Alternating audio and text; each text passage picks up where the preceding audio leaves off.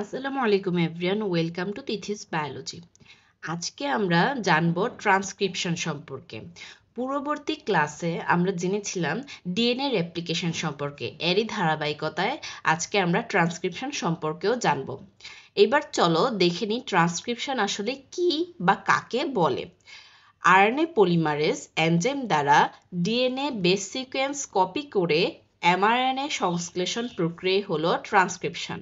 অর্থাৎ মূল কথা হলো এখানে আরএনএ পলিমারেজ এনজাইম প্রধান হিসেবে কাজ করবে এবং ডিএনএ স্ট্র্যান্ডকে কপি করে এমআরএনএ তৈরি হবে।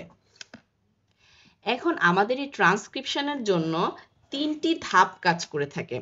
প্রথম ধাপটি হচ্ছে সূচনা ধাপ, এরপরে বর্ধিতকরণ ধাপ, এরপর হচ্ছে সমাপ্তিকরণ ধাপ। এই তিন ধাপে ট্রান্সক্রিপশন প্রক্রিয়া সম্পূর্ণ হয়ে থাকে। এবার ডিএনএ এই ট্রান্সক্রিপশনের জন্য কিছু প্রয়োজনীয় উপকরণ রয়েছে, যার মধ্যে প্রধান হচ্ছে ডিএনএ ছাঁচ। অর্থাৎ ডিএনএ কে ছাঁচ হিসেবে বা টেমপ্লেট হিসেবে ব্যবহার করি তো এমআরএনএ তৈরি হবে, তাই না? এই কারণে ডিএনএ কে আমাদের প্রথমে ছাঁচ হিসেবে ব্যবহার করতে হবে। এনজাইমের মধ্যে প্রধান এনজাইম রয়েছে আরএনএ পলিমারেজ এনজাইম এবং এটি হয়ে থাকে তিন প্রকার। এবার এখানে কিছু মুক্ত নিউক্লিওটাইড কাজ করে।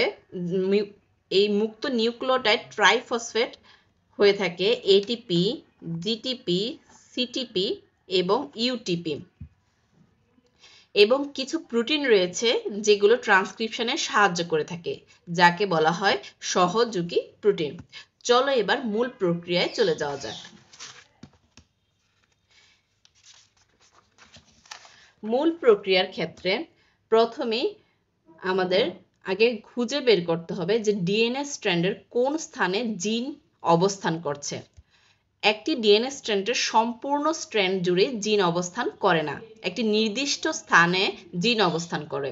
যেখানে জিন অবস্থান করবে সেই স্ট্র্যান্ডের নিউক্লিওটাইডগুলোকে কপি করেই এমআরএনএ তৈরি করা যাবে। তো ডিএনএ স্ট্র্যান্ডের মনে করো একটি স্থানে জিন অবস্থান করছে, সেই স্থানে প্রথম যে অংশটা থাকবে সেই অংশটাকে বলা হবে প্রোমোটার। সেই প্রোমোটারকে ডিটেক্ট করে এখানে যুক্ত হবে আরএনএ পলিমারেজ এনজাইম। যে জিন অংশটা রয়েছে ডিএনএ স্ট্র্যান্ডের এই পুরো অংশটা জুড়ে এখানে আরএনএ পলিমারেজ এনজাইম যুক্ত হবে। তারপর দুটি ডাবল হেলিক্সের মাধ্যমে ডিএনএ এরকম পেঁচানো থাকে, তাই না? তখন কি হবে, এই আরএনএ পলিমারেজ এনজাইম যুক্ত হওয়ার পর একটি বেস পেয়ার বা ডাবল হেলিক্সের একটি বেস পেয়ার খুলে যাবে সেই স্থানটি জুড়ে। শুধুমাত্র মনে করো এরকম থেকে এরকম হলো,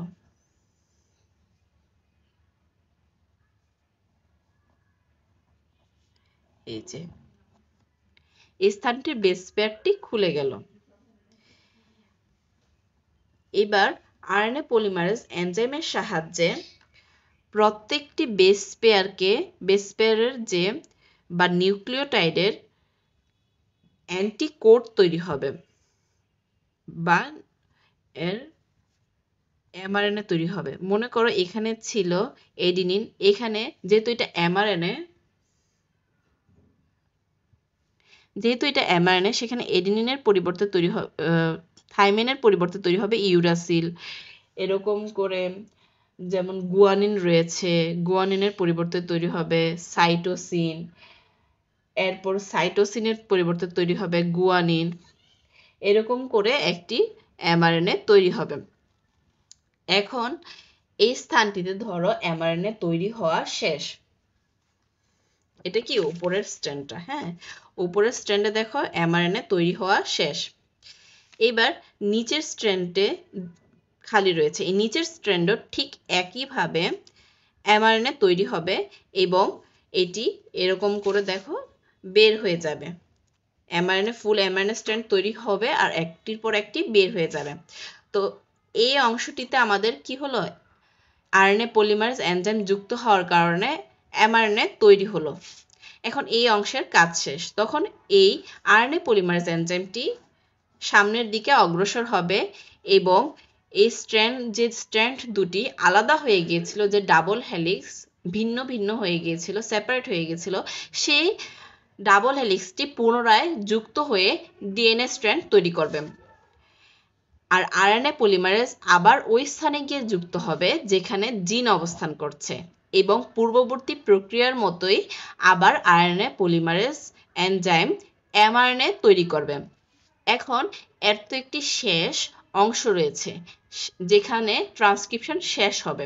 প্রত্যেকটি ডিএনএ স্ট্র্যান্ডে ট্রান্সক্রিপশনের সমাপ্তি স্থান থাকে, সে সমাপ্তি স্থান হচ্ছে টার্মিনেশন স্থান।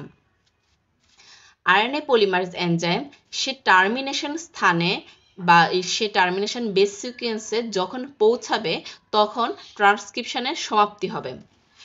তো টার্মিনেশন স্থানে কি হবে, একগুচ্ছ এডিনিন এর বেস পেয়ার থাকে, যেমন এটি একটি ডিএনএ স্ট্র্যান্ড, সেখানে থাকবে একগুচ্ছ এডিনিনের বেস পেয়ার। এরপর আরএনএ পলিমারেজ বুঝতে পারবে যে এটাই তার সমাপ্তি স্থান। তো সেখানে এমআরএনএর ইউরাসিলের একটি বেস সিকোয়েন্স তৈরি হবে এবং এমআরএনএ তৈরি সমাপ্তি হবে। এই ছিল আমাদের এমআরএনএ তৈরির মূল প্রক্রিয়া, যাকে বলা হয় ট্রান্সক্রিপশন। আশা করি তোমরা বুঝতে পেরেছো। ধন্যবাদ সবাইকে।